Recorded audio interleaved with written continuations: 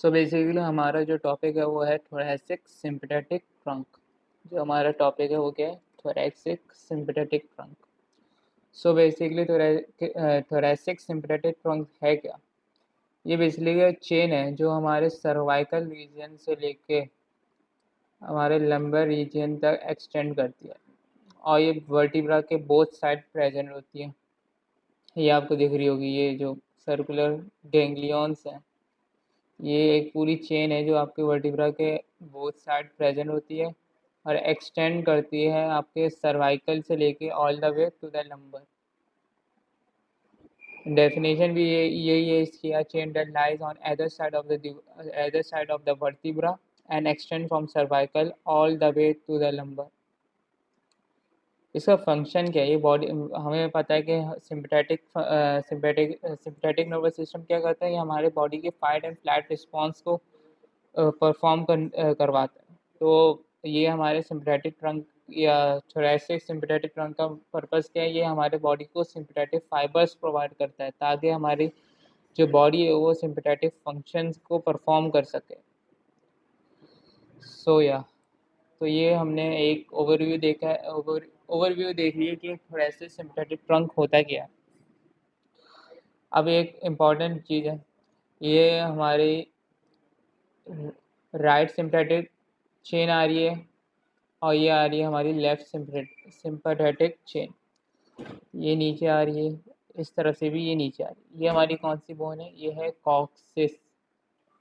Coccyx पे जाके तकरीबन कॉक्सिस बोन पे ये दोनों चेन ना मीट कर जाती है, टर्मिनेट कर जाती है। इस हम पॉइंट को गैंग्लियन इम्पार कहते हैं, गैंग्लियन इम्पार्स कहते हैं।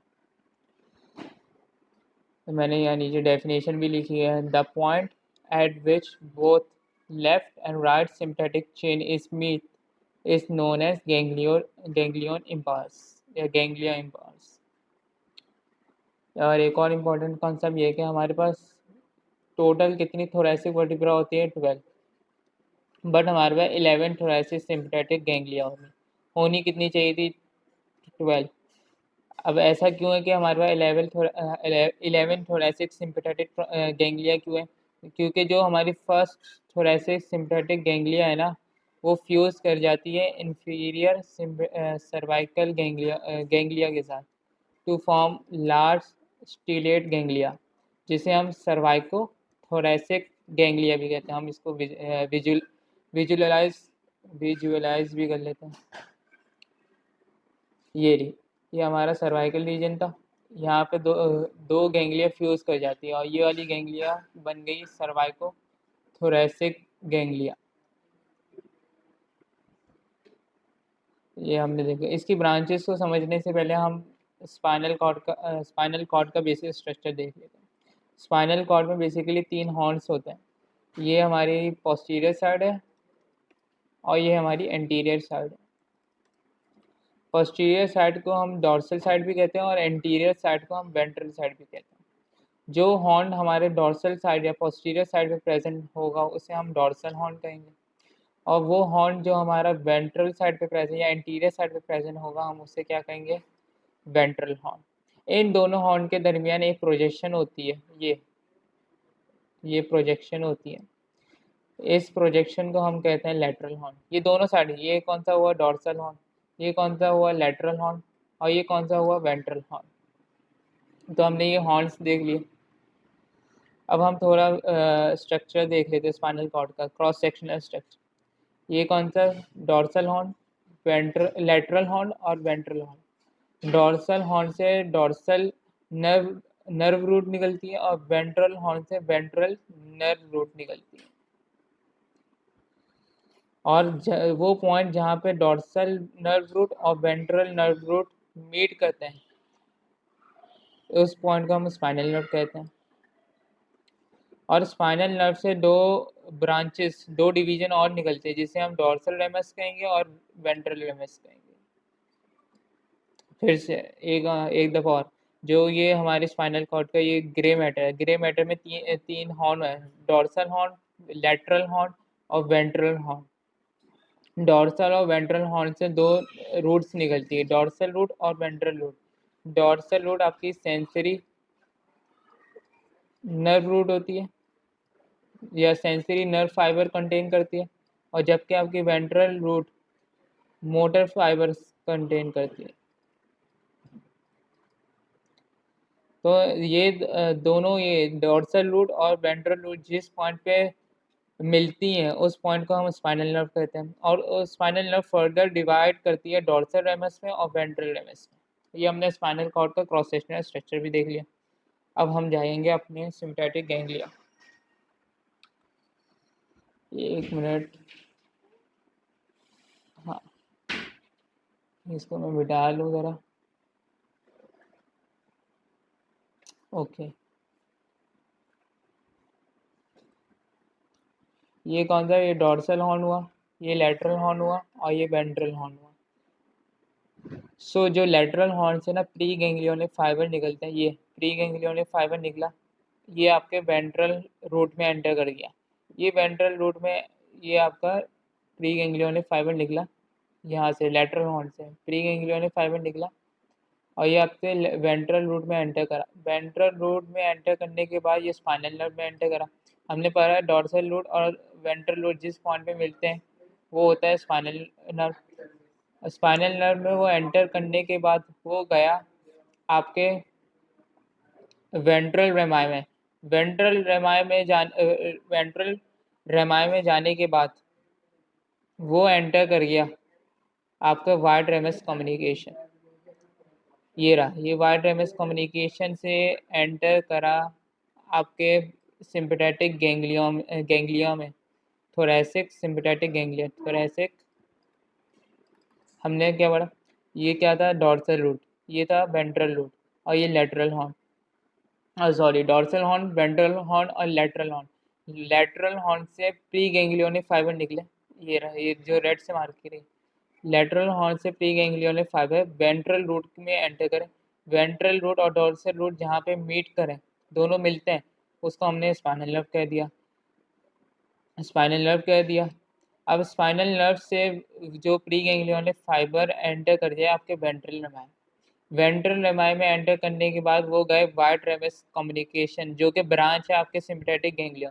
वाइड रेमाई क्या है, वाइड रेमाई बेसिकली ये प्री गैंग्लियोनिक फाइबर आपके स्पाइनल वेंट्रल रेमाई से सिम्पैथेटिक गैंग्लियन में जाते हैं, एंटर कर जाते हैं।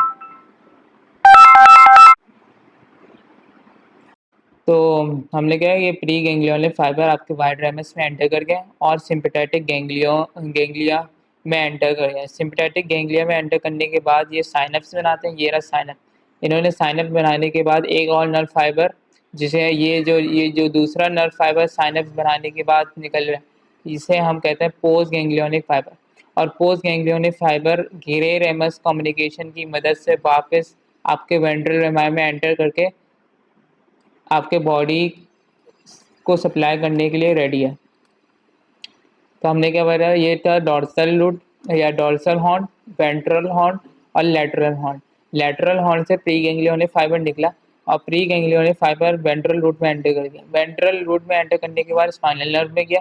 स्पाइनल नर्व में जाने के बाद वो गया आपके वेंट्रल रेमाई में। वेंट्रल रेमाई से वो वाइड रेमस कम्युनिकेशन, जो कि ब्रांच है आपके सिम्पैथेटिक गैंग्लिया की, इसमें एंटर करा। अब वाइड रेमस से pre ganglionic fibre sympathetic trunk में एंटर करा। जब वो सिम्पैथेटिक गैंग्लिया में एंटर करा, उसने सिम्पैथेटिक ट्रंक में जाके या सिम्पैथेटिक गैंग्लिया में जाने के बाद वहाँ पे साइनप्स किया और पोस्ट एक नर्व फाइबर एक और बनाया, जो कि पोस्ट गैंग्लियोनिक फाइबर है, जो कि अब जो नर्व फाइबर आपके सिम्पैथेटिक गैंग्लिया से निकल रहा है वो है पोस्ट गैंग्लियोनिक फाइबर, जो कि ग्रे रेमस कम्युनिकेशन की मदद से वापस स्पाइनल नर्व में गया। स्पाइनल नर्व से वेंट्रल रेमाई और वेंट्रल रेमाई से आपके बॉडी के ऑर्गन को सप्लाई करने के लिए रेडी होगा। प्री मायने जो अभी प्री मायने पहले और पोस्ट मायने बाद में। जो साइनअप से पहले होता है वो प्री होता है और साइनअप बनने के बाद जो फाइबर होता है वो होता है पोस्ट गैंग्लियोनिक फाइबर। ये हमने देख लिया कि आसान सा कम्युनिकेशन है ये बेसिकली हमें जो वाइड रेमस कम्युनिकेशन है और ग्रे रेमस कम्युनिकेशन, ये दो कम्युनिकेशन होते हैं जो सिम्पैथेटिक गैंग्लियन को स्पाइनल नर्व से कनेक्ट करते हैं। सिम्पैथेटिक गैंग्लिया को स्पाइनल नर्व से कनेक्ट करते हैं। अब हम जल्दी से ब्रांचेस देख लें। जो ब्रांचेस होती हैं सिम्पैथेटिक गैंग्लिया की या सिम्पैथेटिक ट्रंक की, हम क्लासिफाई करते हैं दो वेज में। कम्युनिकेटिंग ब्रांचेस जो कम्युनिकेट करती है स्पाइनल नर्व से, और स्प्लैंक्निक या विसरल ब्रांचेस जिसे हम मीडियल ब्रांचेस भी कहते हैं। दो ब्रांचेस होती हैं, दो ब्रांचेस दो कैटेगरीज में क्लासिफाइड हो सकती है। कम्युनिकेटिंग ब्रांचेस वो ब्रांचेस जो स्पाइनल नर्व से कम्युनिकेट करेंगी, और स्प्लैंक्निक ब्रांचेस जो बॉडी के विसरास को सप्लाई करेगी। जल्दी से हम कम्युनिकेटिंग ब्रांचेस देख लेते हैं। कम्युनिकेटिंग ब्रांचेस को हम लेटरल ब्रांचेस भी कहते हैं। ये दो तरह की, एक वाइड रेमाय कम्युनिकेशन ब्रांचेस और एक होती ग्रे रेमाय। हमने पढ़ा है वाइड रेमाय, जो वाइड रेमाय कम्युनिकेटिंग ब्रांचेस हैं उसमें कौन सा फाइबर आता है, प्री गैंग्लियोनिक फाइबर आता है, और प्री गैंग्लियोनिक फाइबर माइलिनेटेड होता है, वो एंटर करता है और स्पाइनल नर्व से ट्रंक में एंटर करता है। और ठीक है, और ये वाइट अपीयर इसलिए होता है क्योंकि वो माइलिनेटेड होता है। माइलिनेशन की वजह से, प्री गैंग्लियोनिक फाइबर की माइलिनेशन की वजह से वाइट रेमाय वाइटिश अपीयरेंस देता है, इसलिए हम वाइट रेमाय कहते हैं। और ये सिर्फ स्पाइनल कौन से लेवल, स्पाइनल कॉर्ड के कौन कौन से लेवल पे प्रेजेंट होता है, T1 से L2। इसका मैं रीज़न बताऊंगा कि ये सिर्फ T1 से L2 लेवल पे ही क्यों प्रेजेंट होता है, और इसका रीज़न जानना बहुत अच्छा, बहुत लॉजिकल है। अब दूसरा हमने कम्युनिकेशन पढ़ा, grey rami communication. Grey rami communication ये क्या करता है, ये हमें हमारे सिम्पैथेटिक गैंग्लिया में से जब साइनेप्स बन जाता है तो वहाँ से पोस्ट गैंग्लियोनिक फाइबर को ट्रंक से स्पाइनल नर्व में वापस एंटर करता है, और ये ऑल स्पाइनल कॉर्ड के लेवल पे प्रेजेंट होता है। इसका भी रीज़न है कि जो ग्रे रेमाय है वो सारे स्पाइनल कॉर्ड के लेवल में क्यों प्रेजेंट है, जबकि वाइट रेमाय है वो सिर्फ T1 से लेके L2 लेवल पे क्यों प्रेजेंट है। इसका मैं आगे कॉन्सेप्ट बताऊंगा जब रूट्स पढ़ाऊंगा प्री गैंग्लियोनिक फाइबर के। अब कुछ इंपॉर्टेंट बात है, जो लेटरल हॉर्न से प्री गैंग्लियोनिक फाइबर निकलते हैं और स्पाइनल नर्व में एंटर करते हैं थ्रू किस रूट से, वेंट्रल रूट से। अब सवाल ये आता है कि सिर्फ वेंट्रल रूट से ही क्यों एंटर करते हैं, हमारे पास तो दो रूट्स थे, एक डॉर्सल रूट और वेंट्रल रूट। अब लेटरल हॉर्न के pre ganglionic fibre ventral root में इसलिए एंटर करते हैं क्योंकि जो डॉर्सल रूट था वो सेंसरी फाइबर को लेकर आता था, उसमें सेंसरी फाइबर होते हैं, जबकि वेंट्रल लूप मोटर फाइबर को लेके जाता है स्पाइनल कॉर्ड से। इसलिए लेटरल हॉर्न से फाइबर निकल रहे हैं, आ नहीं रहे, इसलिए लेटरल हॉर्न से जो प्री गैंग्लियोनिक फाइबर वो कौन सा रूट वो वेंट्रल रूट यूज करते हैं। और lateral horn is only active at T1 to L2 for sympathetic purpose. इसी वजह से जो लेटरल हॉर्न है ना, जो लेटरल हॉर्न होता है T1 से लेकर L2 तक के, उसमें प्री गैंग्लियोनिक फाइबर मौजूद होते हैं, जबकि बाकी जितने भी स्पाइनल कॉर्ड के लेवल है उनमें लेटरल हॉर्न तो मौजूद होता है बट एक्टिव या प्री गैंग्लियोनिक फाइबर मौजूद नहीं होते। तो अगर प्री गैंग्लियोनिक फाइबर मौजूद ही नहीं है तो उनको हम उनकी कम्युनिकेशन की जरूरत, कम्युनिकेट कैसे करेंगे। देखो, T1 और L2 में वाइट रेमाय इसलिए प्रेजेंट है ताकि जो आपके pre ganglionic fibre sympathetic trunk से कम्युनिकेट कर सकें। अब जो T1 से लेकर L2 के अलावा जितने भी स्पाइनल कॉर्ड लेवल हैं उनमें वाइट रेमाय की ज़रूरत इसलिए नहीं पड़ती क्योंकि उनमें लेटरल हॉर्न में प्री गैंग्लियोनिक फाइबर नहीं, और लेटरल हॉर्न में अगर प्री गैंग्लियोनिक फाइबर ही नहीं है तो वाइट रेमाय किसको सिम्पैथेटिक ट्रंक में लेके जाएगा। इसीलिए वाइट रेमाय की ज़रूरत नहीं पड़ती है आपको उसमें T1 से लेकर L2 के अलावा। जबकि ग्रे रेमाय क्या कर रहा था, पोस्ट गैंग्लियोनिक फाइबर को ट्रंक से स्पाइनल नर्व में लेके जा रहा था, तो इसकी तो ज़रूरत, क्योंकि सिम्पैथेटिक ट्रंक तो हमारे सारे लेवल पे प्रेजेंट है तो उसमें प्री गैंग्लियोनिक फाइबर तो होंगे, तो वहां से पोस्ट गैंग्लियोनिक फाइबर ट्रंक से स्पाइनल नर्व में लेके जाने की जरूरत तो हर स्पाइनल कॉर्ड के लेवल पे जरूरत पड़ेगी। इसलिए ग्रे रेमाय कम्युनिकेशन आपके सारे स्पाइनल कॉर्ड के लेवल पे होती है, जबकि वाइट रेमाय सिर्फ T1 to L2। और मैंने रीजन बता दिया कि वाइट रेमाय सिर्फ T1 से L2 क्यों होती है, और जबकि grey rami communication all spinal cord के लेवल पे क्यों होती है। अब नीचे चले जाएंगे। अब हम हमारे पास दूसरी टाइप्स कौन सी ब्रांचेस है, विसरल ब्रांचेस या स्प्लैंक्निक ब्रांचेस। विसरल ब्रांचेस को हम स्प्लैंक्निक स्प्लैंक्निक ब्रांचेस भी कहते हैं, और ये इनको हम medial branches of the sympathetic ganglia भी कहते हैं। दो तरह की है, थोरैसिक विसरल ब्रांचेस और एब्डोमिनल विसरल ब्रांचेस। जो आपकी थोरैसिक विसरल ब्रांचेस होती है वो T1 से T5 से निकलने वाले प्री गैंग्लियोनिक फाइबर से बने हुए होते हैं। अब इसका क्या मतलब है? जो थोरैसिक विसरल ब्रांचेस होते हैं, जो T1 और T5, समझो मैं नीचे लेके जाता रुको। हाँ, समझो ये हमारा T1 से लेके T5 स्पाइनल कॉर्ड का लेवल है।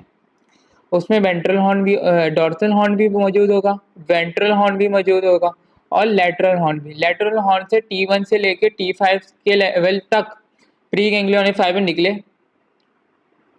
उन्होंने स्पाइनल नर्व में गए, वेंट्रल रेमस में गए, वाइड रेमस कम्युनिकेशन की मदद से वो सिम्पैथेटिक गैंग्लिया में एंटर कर गए।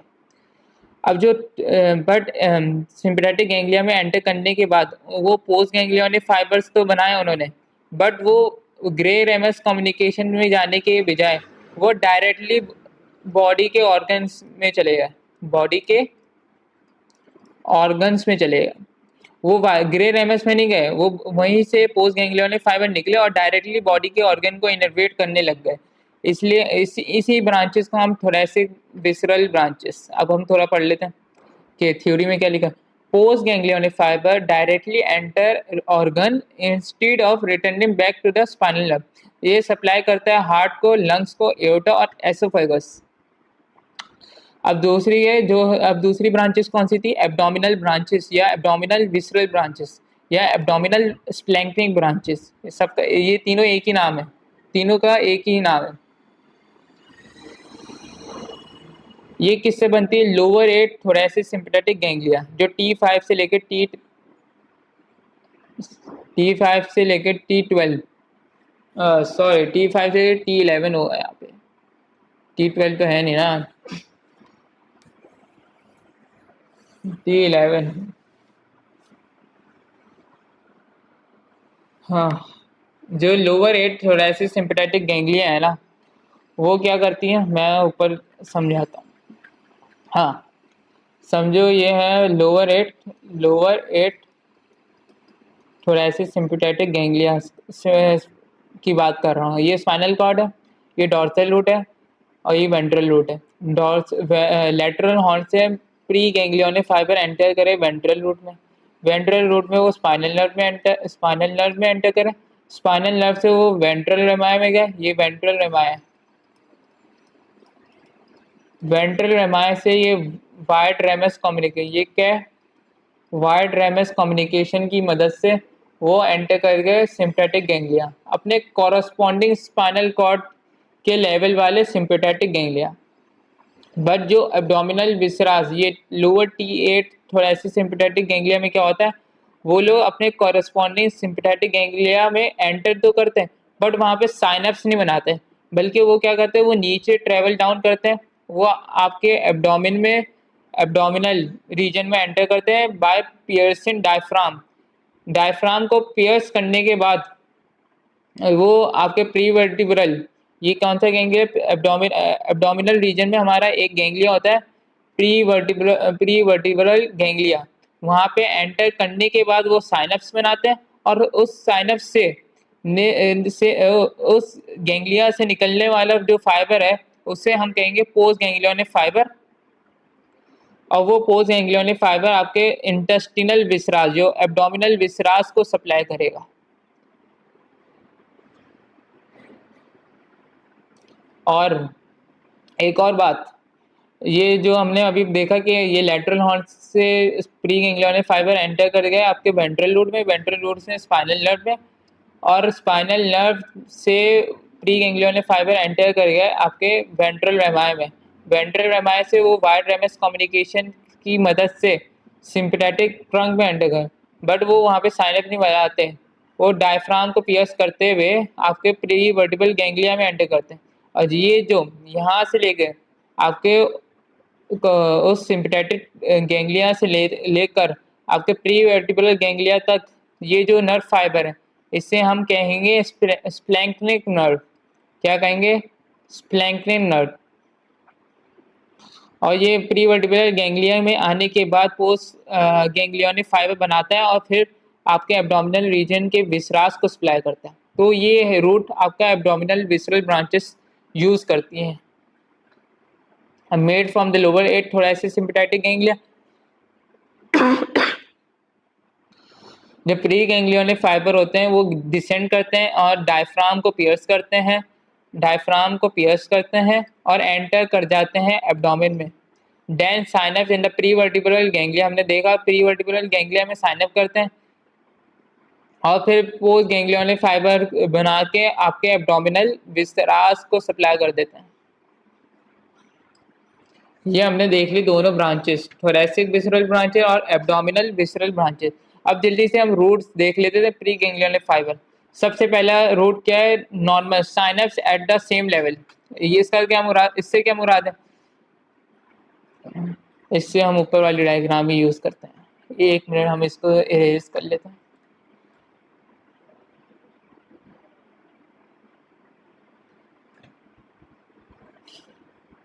ये हमारे हम पहला रूट देख रहे थे प्री गैंग्लियोनिक फाइबर कौन कौन से रूट इस्तेमाल कर सकते हैं। पहला रूट क्या है? Synapse at the same level. ये हम मान लेते T1, ये हम मान लेते हैं T1। एक मिनट, हाँ ये हम मान लेते T1 है, बल्कि T2 मान लेते हैं T2। ये लेटरल हॉर्न से T2 स्पाइनल कॉर्ड के प्री गैंग्लियोनिक फाइबर निकले, स्पाइनल नर्व में एंटर करे, वेंट्रल रेमाई में गया, वेंट्रल रेमाई से वाइड रेमस कम्युनिकेशन की मदद से अपने कॉरस्पॉन्डिंग T2 के जो कॉरस्पॉन्डिंग सिंपैथेटिक ट्रंक गैंग्लियन उसमें जाके साइनअप कराएंगे। और pre ganglion post ganglionic fibre, ये डॉटेड लाइन है, और पोस्ट गैंग्लियन डॉटेड लाइन जो है ये पोस्ट गैंग्लियोनिक फाइबर शो कर रही है। और उसी जो कॉरस्पॉन्डिंग स्पाइनल कॉर्ड का सिंपैथेटिक ट्रंक था उसका उसमें जाके साइनअप बना के as a post ganglionic fibre निकल के वापस उसी स्पाइनल नर्व के वेंट्रल रेमाई में एंटर करके कम्युनिकेट करें। क्या मैंने बोला?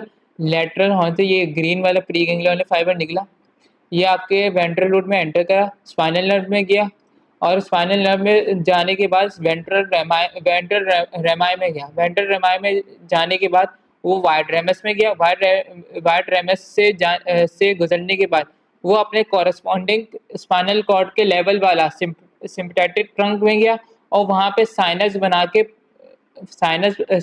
बनाते प्री पोस्ट गैंग्लियोनिक फाइबर बन के वापस ये पोस्ट गैंग्लियोनिक फाइबर बना और वापस उसी वेंट्रल रेमस में एंटर कर गया, उसी स्पाइनल कॉर्ड के वेंट्रल रेमस में एंटर कर गया और फिर वो ये बॉडी को सप्लाई करेगा। ये हमने रूट देख लिया, रूट नंबर 1 जिसे साइनप्स एट द सेम लेवल। अब दूसरा है एसेंड एंड साइनप्स और डिसेंड एंड साइनप्स। ये बहुत आसान है समझना। अब हमने ये तो एकदम देख लिया, एक इसको इरेज कर लेते हैं।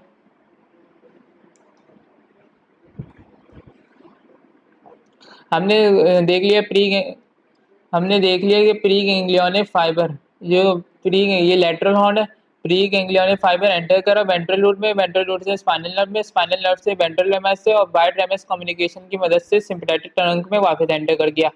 सिंपैथेटिक ट्रंक के में एंटर करने के बाद इसके दो रूट और हो सकते हैं, या तो वो डिसेंड कर जाए, नीचे चला जाए, नीचे किसी सिंपैथेटिक गैंग्लिया में जाके वो साइनैप्स करे और फिर किसी और स्पाइनल नर्व में पोस्ट गैंग्लियोनिक फाइबर बन के एंटर कर जाए।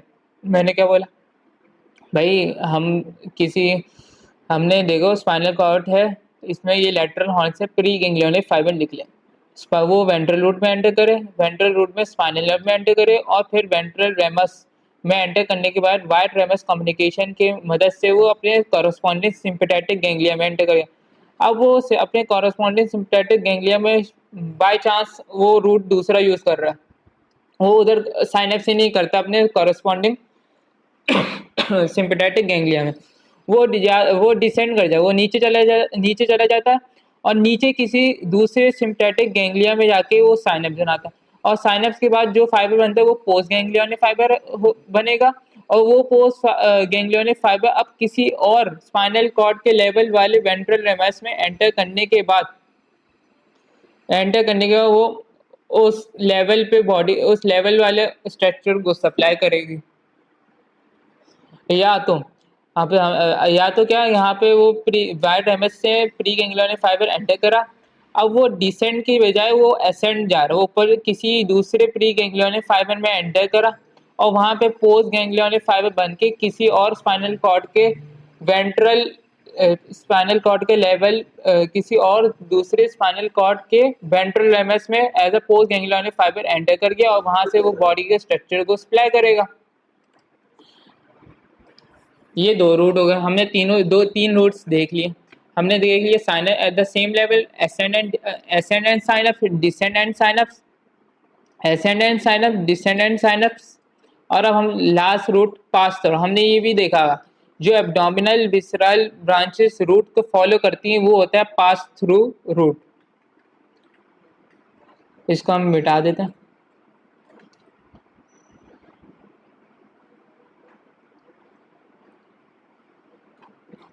अब हम पेन दूसरा यूज कर लेते हैं। हाँ ठीक है, ये आपके लेटरल हॉर्न है, ये pre ganglionic fibre lateral horn से वेंट्रल रूट में एंटर करें, वेंट्रल रूट में एंटर करे करने के बाद वो स्पाइनल नर्व में गए, स्पाइनल नर्व से वो गए वेंट्रल रेमस, उसी कॉरस्पॉन्डिंग स्पाइनल कॉर्ड के अगर ये T2 है तो ये T2 का वेंट्रल रेमस था।